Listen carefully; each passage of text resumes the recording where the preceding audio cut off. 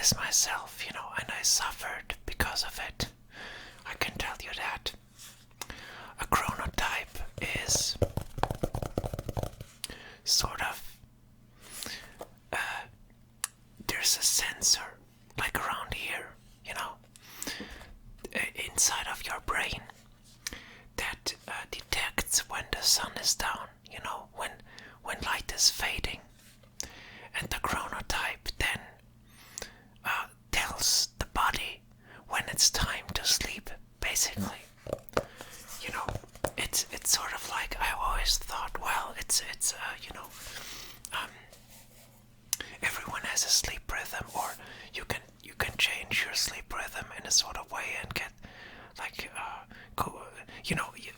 I basically thought you can do whatever you want with your sleep, and that it was just better to wake up early, and that I was somehow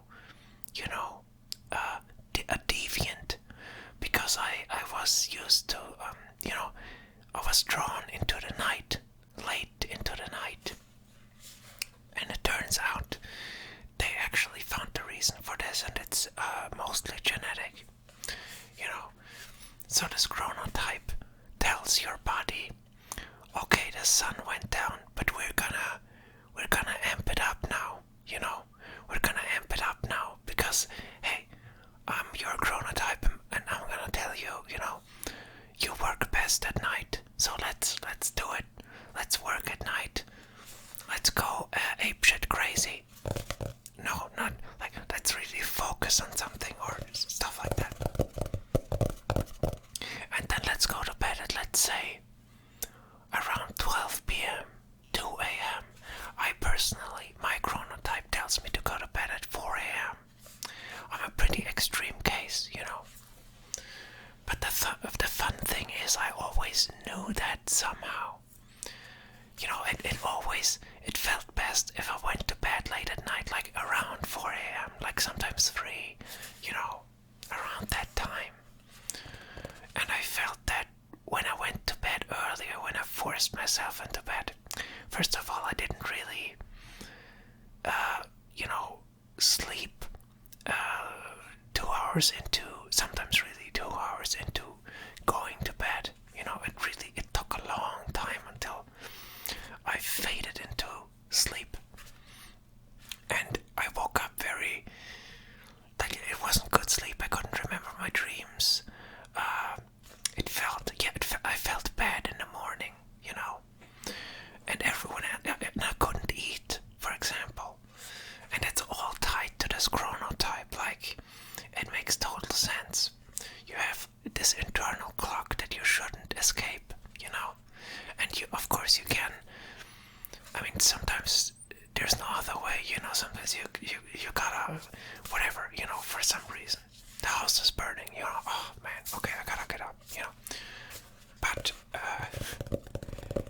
yeah, you really shouldn't play against that, and obviously, sure, a sleep cycle is something you can play with that a little bit. Or for example, when you travel, of course you're gonna have to shift it, but you should do so slowly, and I'm sure you're gonna find that eventually you will end up with the same sleep habits than you're used to, if you really let yourself go with the flow of your chronotype, and then everything's more healthy. Like, if you go to bed when you really feel like it, you wake up and you're more awake, and then you're actually hungry, or maybe you have different, like, you eat at different times. That's another subject. That's also, like, people are different, Some people only eat once a day, but a lot, at that time. Some people eat 2 times, 3 times, 5 times, whatever. We're very, unique, and, there are different types, and then there's the early morning person. There are persons that need, like, they don't need, I, for example, need 9.5 hours of sleep, pretty much. Everything less than that, and it's suboptimal. I can do with a little less, but it's suboptimal every time. And lately,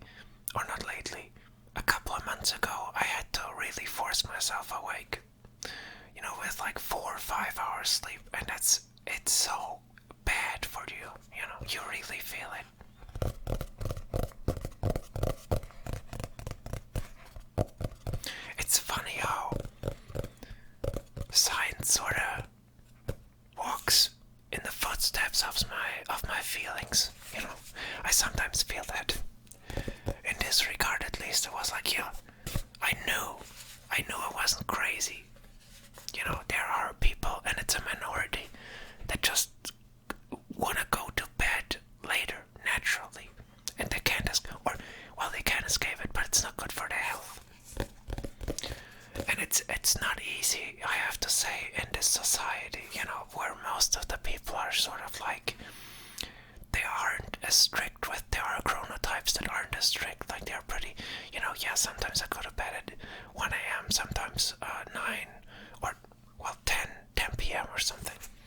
But, yeah, most just wake up at whatever, 8, 9 o'clock, 7 o'clock, fine. I do my work, I'm done. But if I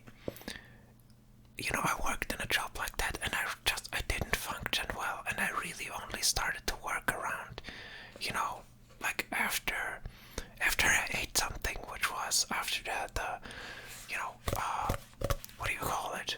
Not lunch, you know, like, you know, the big break with the big food on the table, you know. Dinner? No, that's later. What is that word?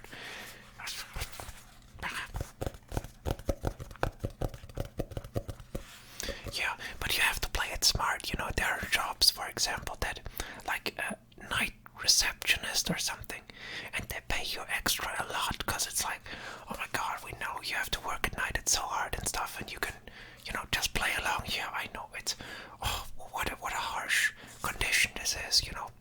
But I get paid extra, right? Yeah, of course, yeah. Play it smart.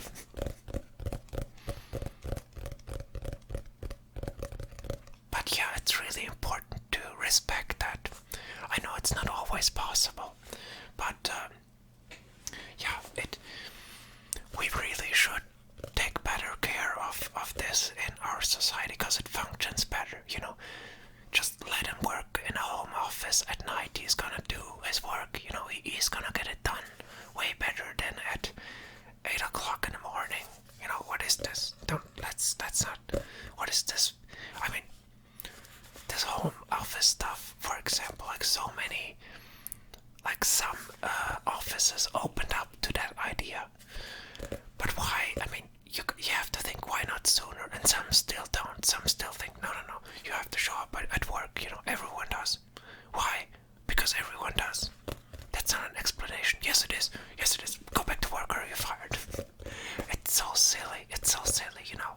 I mean, I get some work doesn't work in home office, sure, but a lot of it does. And they work better then, you know. But then, you know, you can't control them, and what if they work less? Just check if they do their work. Give them work. If they do it, it's fine, you know. It's so silly, this conception that, I mean, I talked about this a bit, I think, in the school system as well. Like, let them just, I mean, if they're gonna get it done, it doesn't matter how, you know.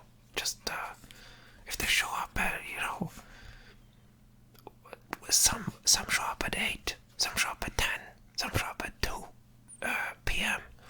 Whatever, if they get the work done, you know. If they're more active that way, it's better for them, better for you, win-win. No. Why? Because it's new.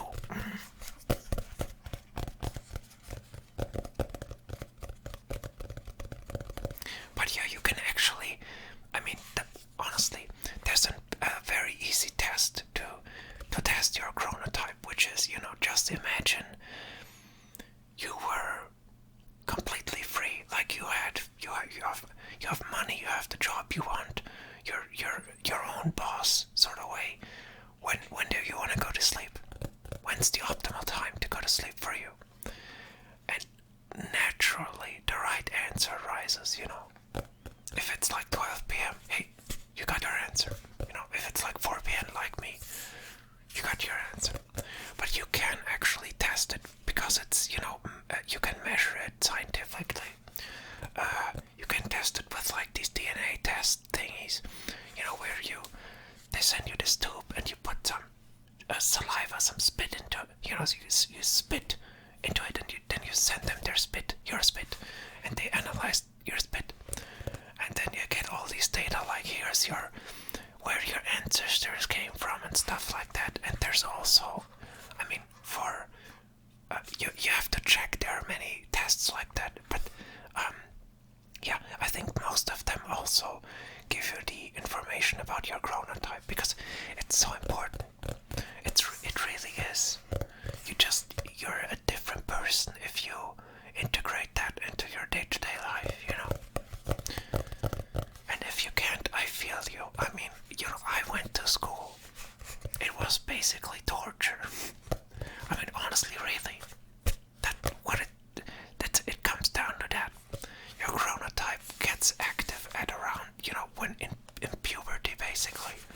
And that's where I really felt it, like I was so, I was just slow with everything. So,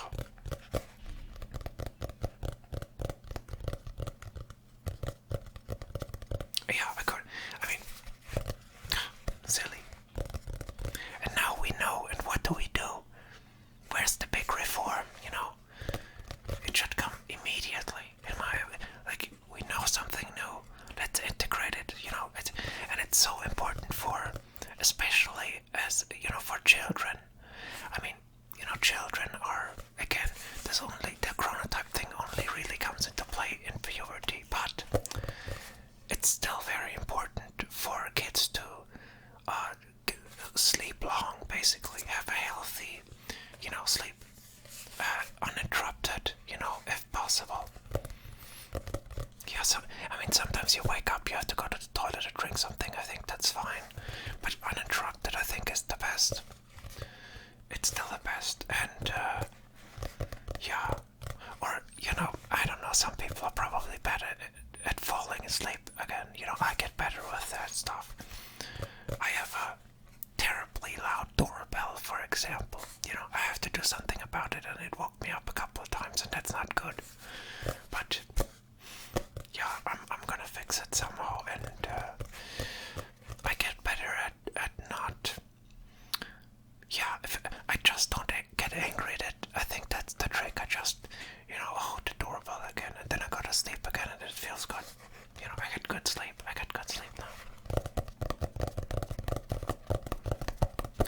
But yeah, respect your chronotype, and if you're really not sure, maybe make that test. It's a bit expensive, but you can do it like maybe for Christmas, you can get a couple of people together and, hey, let's do this for Christmas, let's make a present out of it, spit into some tubes and send them to people.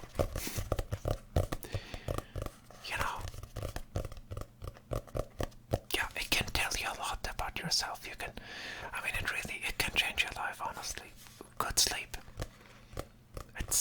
It makes you more intelligent. It just instantly does. Yeah.